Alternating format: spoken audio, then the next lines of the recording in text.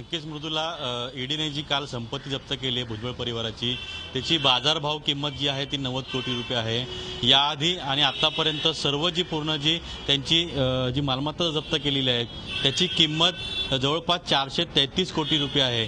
आणि ईडीचा हाच प्रश्न होता की पंकज भुजबळ असेल, समीर भुजबळ असेल, यांच्या पत्नी, यांची मुलं, छगन भुजबळ, त्यांची पत्नी, त्यांची मुलं, यांच्याकडे एवढी संपत्ती आली कुठून, यांच्या एवढ्या कंपन्या आल्या कुठून, यांच्यामध्ये कोण गुंतवणूक करते, हे पैसे कुठून आले.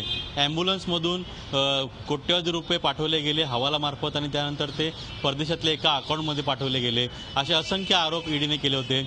या सुरुवातीला छगन भुजबळ यांनी या संपूर्ण ईडीच्या कारवाईला मी सामोरं जाईन, मी स्वतः बेल घेणार नाही किंवा जामीन घेणार नाही, जोपर्यंत ईडी मला आतमध्ये ठेवेल त्यांना माझी चौकशी करायची, तोपर्यंत त्यांना चौकशी करू दे, मी बाहेर येण्याचा प्रयत्न करणार नाही.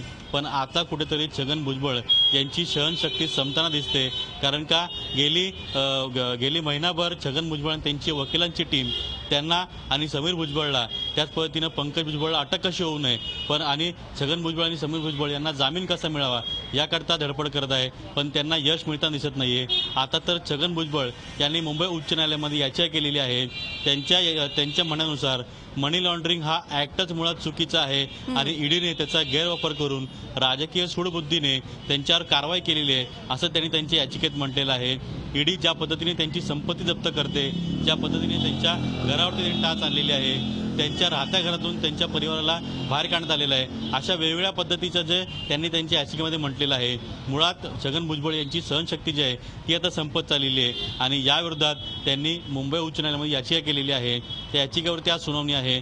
नेमकं ही याचिका दाखल करून घेतली, ईडीला उत्तर द्यायला सांगितलंय. आता ईडी यावर उत्तर काय देत आहे आणि नेमकं छगन भुजबळ यांचा हा नवीन जो प्लान आहे किंवा नवीन जो डाव आहे त्यामध्ये त्यांना यश मिळतंय का हे पाहावं लागेल. पण एकंदर जी परिस्थिती आहे, 433 कोटींची संपत्ती छगन भुजबळ यांच्याकडे आली कुठून आणि छगन भुजबळ यांची सहनशक्ती संपते का, हा मुद्दा आजच्या चर्चेचा ठरतोय. अगदी खरं. आणि एक असा विचार येतो मनामध्ये की उद्या जर का ते जामिनावर सुटलेच तर आता जर का सगळ्या संपत्तीवरती जप्ती आहे, इतके घर जमवण्याचा प्रयत्न केला, आता कुठे राहायला घर, काय सांगाल?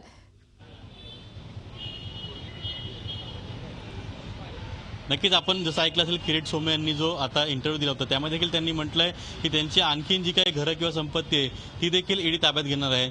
नुकतंच सांताक्रूझ, नाशिक या दोन ठिकाणी त्यांचे जे आलिशान बंगले आहेत ते एक महिन्याभरापूर्वी ईडीने जप्त केले होते.